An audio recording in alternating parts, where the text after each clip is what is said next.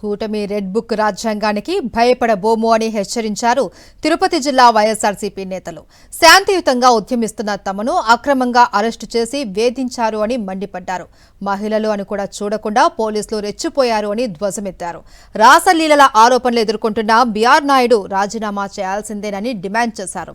BR Naidu ఆకృత్యాలతో హిందువుల మనోభావాలు దెబ్బతిన్నాయన్నారు. మీరు మమ్మల్ని భయపెట్టండి, భయభ్రాంతులకు గురి చేయండి, పోలీసులతో కుమ్మక్కై అక్రమ కేసులు పెట్టండి, మమ్మల్ని రిమాండ్కి పంపించండి, మాకు దీంతో సమానం. ఇక్కడ భయపడే వాళ్ళు ఎవరు లేరు.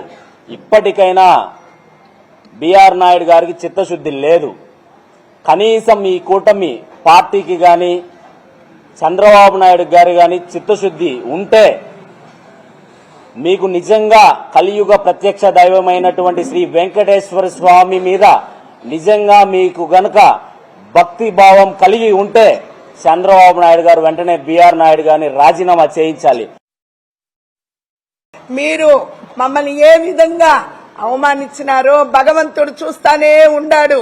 మాట్లాడింది కూడా మన తిరుచానూరు అమ్మవారు పద్మావతమ్మ దగ్గర మాట్లాడినారు. మమ్మల్ని మాట్లాడి మీలో ఏం పెట్టుకున్నారో మమ్మల్ని ఇలా చేయాలనుకున్నారు. ఇలా మేమందరం పద్మం లాగా ఇలా వికసించినాం. మమ్మల్ని బయట అని అన్నారే. ఇప్పుడు మీరే మాకు హానికరం అంటాం. అప్పుడు మీరేం చేస్తారు? మీ జోలికి వచ్చినామా? మీ మాటకు వచ్చామా? ప్రజలని కాపాడే ఏడుకొండల వారి దగ్గర అపవిత్రం చేయొద్దండి అని ఆయన దగ్గరకు వస్తే ఆయన నడవలేడు, బాత ఆయన బదులు మీరందరూ వచ్చేస్తున్నారు మా మీద. మీరు కొట్టి మా దగ్గర రాళ్లు ఉన్నాయా చూపించండి.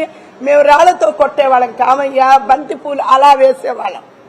హఠాత్తుగా ఎక్కడి నుంచి వచ్చారో జేబీ శ్రీనివాసులు ఆయన అనుచరులు చాలా మంది ఒక్కసారిగా వచ్చి మా పైన దాడి చేశారు. దాడి చేయడము అంటే మా చేతిలో ఉన్న ప్లకార్డులు ఏవైతే ఉన్నాయో అవి లాక్కోవడానికి ప్రయత్నించారు.